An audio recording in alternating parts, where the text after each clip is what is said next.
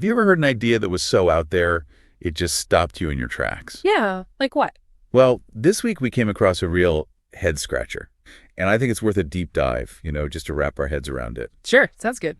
It's the idea of adding Donald Trump's face to Mount Rushmore. Wow, that's certainly a bold proposition. It is, and it's one of those things that people have very strong opinions about right off the bat. But we're not here to say yay or nay. Right, right. Our goal is to understand the different perspectives surrounding this idea, right? Where are people coming from? Why does this spark such heated debate? Exactly. It's about getting beyond the surface level and really digging into the underlying beliefs and values that fuel these kinds of discussions. And to do that, we're going to be looking at a video transcript from the Ring of Fire YouTube channel. Okay, I'm familiar with them. Yeah, so they did a piece on how Fox News reacted to this whole Mount Rushmore proposal. And it's fascinating stuff, really.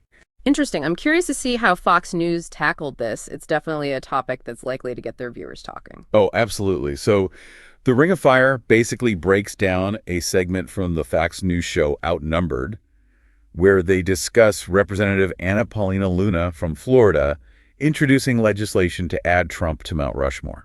Okay, so right from the start, we have a sitting member of Congress formally proposing this. That's significant. It is. It takes it beyond just a fringe idea or, something people are joking about online. Right. It gives it a level of legitimacy and brings it into the realm of actual political discourse. And, according to the Ring of Fire transcript, the Fox News panel was pretty enthusiastic about this whole thing. Really? How so? Well, the Ring of Fire uses some pretty colorful language to describe it.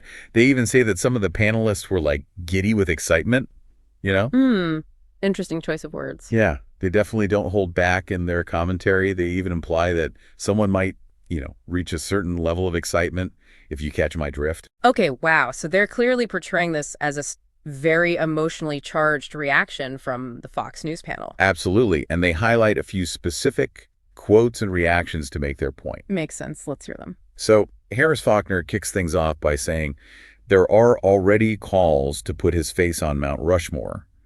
A growing number of conservatives are pushing to add Trump to the legendary monument. Okay, so right away, she's framing this as a movement, a groundswell of support from conservatives. Exactly. It's not just a random suggestion. It's presented as a growing trend. And that's how narratives are built, by presenting an idea as having momentum and popular support. Right. And then we have Jason Chaffetz, the former Republican representative who's now a Fox News host. Oh, yeah, I know him. So he chimes in and says, he's like, hey, if there's room up there, I think it'd be great. I think what Trump has done and is in the process of doing is transforming the United States of America and putting America first. And I think America loves it. And I think there's a great case for it. Okay, so he's all for it, but he doesn't really give any specifics, does he? That's exactly what the Ring of Fire points out. They're like, where's the beef? Yeah. What exactly has Trump done that warrants this kind of recognition? Right. He keeps saying, America this and America that. But there's no mention of concrete policies, achievements, or, anything tangible. Yeah, it's all very broad strokes and appeals to emotion, but it's light on substance. And the Ring of Fire is calling them out on that, basically saying they're just throwing around buzzwords without any real justification. Exactly. It's like they're assuming everyone will just automatically agree based on the repetition of America. Which is interesting because when we talk about national monuments, we usually focus on specific accomplishments, contributions that have stood the test of time, right? Right. Like what makes someone worthy of being carved into a mountain for all eternity? It should be more than just vague notions of transforming America. Exactly. There needs to be a clear and compelling case for it based on actual achievements and lasting impact. And the Ring of Fire transcript also highlights Kayleigh McEnany's reaction. Oh, right. Trump's former press secretary. Yeah, and let me just say, the Ring of Fire doesn't exactly mince words when describing her. They use some pretty strong language. I can imagine they're not known for being subtle. Anyway, she's clearly on board with this Mount Rushmore idea, and even brings up what she calls the sweet irony of a situation involving President Biden and a fireworks display at Mount Rushmore. Okay, that sounds intriguing. What was the situation? Well, to be honest, the transcript doesn't go into detail. It just mentions that McEnany sees some kind of irony in it. So it's left somewhat open to interpretation. Right, and then she goes on to say, If you did like the 250th anniversary of the country at Mount Rushmore with President Trump's face, it would be epic. Okay, so she's definitely into the theatrics of it all, the symbolism of having Trump's face on the mountain during a major national celebration. Yeah, it's all about the visual spectacle and the message it would send. And she also brings up something else, right? Yeah, she mentions the petition to rename Dulles Airport after Donald Trump. Oh, right. I remember hearing about that. And she connects it to the Mount Rushmore thing by saying it would be special for the swamp to have Trump and you have Reagan in D.C. So she's painting a picture of these two iconic figures, Trump and Reagan, having a prominent presence in the nation's capital. Exactly. It's all about symbolism and legacy and, sticking it to the swamp, as she puts it. Right. It's playing into that whole narrative of them being outsiders taking on the establishment. Now, it's important to note that the Ring of Fire isn't just presenting these reactions from Fox News. They're also offering a pretty strong critique of the whole idea and the reasoning behind it. That makes sense. They're known for their progressive stance. I'd be surprised if they just let those comments slide without some pushback. Yeah, they basically raise the question of what has Trump actually done to deserve this honor, especially after serving a full term and being in the early days of another at the time this video was made. Right. It's like they're saying, hold on a second, let's look at his actual record, his accomplishments, his lasting impact on the country. They even say, what has he accomplished? What has he done for America that has actually made America better? And then they follow up with, what is his legacy? What is his lasting legislation that transformed the country? It doesn't exist. So they're really challenging the premise that Trump has earned a place on Mount Rushmore based on his actions as president. Exactly. They're digging into the substance of his record, and they're not impressed. And to illustrate their point, they bring up some of the things that are often cited as Trump's achievement. Yeah, starting with his executive orders. Yeah. But they're pretty dismissive of those, describing them as, mostly focused on immigration, potentially with negative consequences. So they're not giving him much credit for those, suggesting they weren't really substantial or beneficial in the long run. Right, and then they bring up the creation of the Space Force. Oh, yeah, that was a big talking point for the Trump administration. It was, but the Ring of Fire is pretty skeptical about it.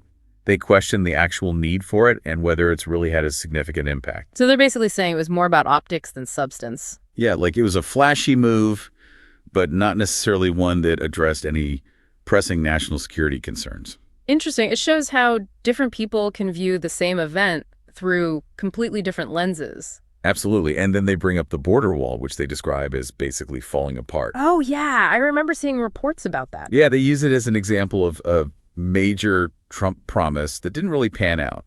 Like it was supposed to be this big achievement, but in reality, it ended up being kind of a mess. So they're using tangible examples to challenge the narrative of Trump's success, pointing to things that didn't live up to the hype. Exactly. They're trying to poke holes in the argument that he deserves to be on Mount Rushmore. Makes sense. They're presenting a counter-narrative based on their analysis of his record. And based on all this, the narrator in the Ring of Fire transcript basically concludes that the Fox News panel is just blinded by their support for Trump. They even call them simply members of the MAGA cult. Wow, that's a pretty harsh assessment. Yeah, they're not holding back. They're basically saying that the Fox News panel's enthusiasm isn't based on any objective evaluation of Trump's accomplishments, but rather on pure partisan loyalty. So they're accusing them of being biased and letting that bias cloud their judgment. Exactly. They're saying it's not about facts or logic. It's about blind allegiance. Which raises a broader point about media bias and the role it plays in shaping public opinion, right? Yeah, it makes you think about how different outlets frame these kinds of discussions and how that can influence the way people view these issues. Right. It's important to be aware of the potential for bias in any news source and to critically evaluate the information we're consuming. And the Ring of Fire transcript actually goes a bit further. They talk about some wider trends in the media landscape that they find concerning. Like what? Well, they mentioned this observation that some major outlets are supposedly shifting towards more conservative viewpoints. That's interesting. Could you elaborate on that? Yeah, so they don't really give any specific examples in the transcript, but they imply that this is a trend that's happening across multiple media organizations. Okay, so it's more of a general observation about a potential shift in the overall media landscape. Right, and they also mentioned specific instances of prominent figures donating to Trump, which they link to AI somehow. I'm not sure I follow that connection. Do they explain it further? Not really. They just kind of throw it out there without much elaboration. Okay, so it's a bit of a loose thread in their argument. Yeah, but the overall point they're making is that there's a potential for bias to creep into our news feeds, often without us even realizing it. Right, through algorithms and personalized recommendations and all that. Exactly, and they emphasize the importance of seeking out diverse and independent sources of information. Which is good advice, especially in today's world where we're constantly bombarded with information from all sides. And they even mention ground news as a tool that can help analyze news with insights into bias. Oh yeah, I've heard of that. It's supposed to be pretty good at showing you different perspectives on the same story. Right, so they're not explicitly endorsing it, but they're suggesting it as a way for people to become more informed and aware of potential biases. Which is a good thing. The more tools we have to navigate the information landscape, the better. Absolutely. And the final thought from the narrator in the Ring of Fire transcript is pretty powerful. They say, Trump knows that controlling the narrative is the first step to controlling the people. Wow, that's a pretty heavy statement. It is. It makes you think about the power of shaping public opinion and how that can be used for both good and bad. Right. Controlling the narrative can be a way to manipulate people or to empower them. It all depends on the intentions behind it. And the Ring of Fire is clearly suggesting that Trump is using his control over the narrative to further his own agenda. Which aligns with their overall critique of him and his supporters. Exactly. So to sum it all up, we've explored two very different perspectives on this whole Mount Rushmore thing. On the one hand, you have the Fox News panel, who are enthusiastic about the idea. They see it as a fitting tribute to Trump and his legacy. And on the other hand, you have the Ring of Fire, who are highly critical of the proposal. They see it as an attempt to glorify a president who they believe has done very little to deserve such an honor. And they back up their critique with specific examples, pointing to what they see as failures and shortcomings in Trump's record. Right. They're not just saying, we don't like him. They're offering concrete reasons for their opposition. And it's important to note that we're not taking sides here. We're simply presenting the information as we found it in our source material. Our goal is to give you, the listener, a clear understanding of the different viewpoints that are out there, so that you can form your own opinion based on the evidence presented. And this whole discussion raises some important questions about national monuments and how we decide who deserves to be honored in this way. Right. What are the criteria for inclusion? What kind of legacy do we want to celebrate? And how do we ensure that these decisions are made based on merit and not just on political expediency or partisan loyalty? It's a complex issue with no easy answers, and it's something that we as a society need to grapple with. Absolutely. And with that in mind, we leave you with this final thought. If you were tasked with creating a new national monument today, what would it be, and who or what would it honor? That's a great question, one that really gets to the heart of what we value as a nation. And it's something worth pondering as we continue to navigate this ever-evolving world. Indeed, it's a reminder that history is not static. It's constantly being written and rewritten, and it's up to us to decide what stories we want to tell and what legacies we want to leave behind. Well said. And on that note, we wrap up another deep dive. Thanks for joining us. It's been a pleasure. Until next time, stay curious. And keep exploring.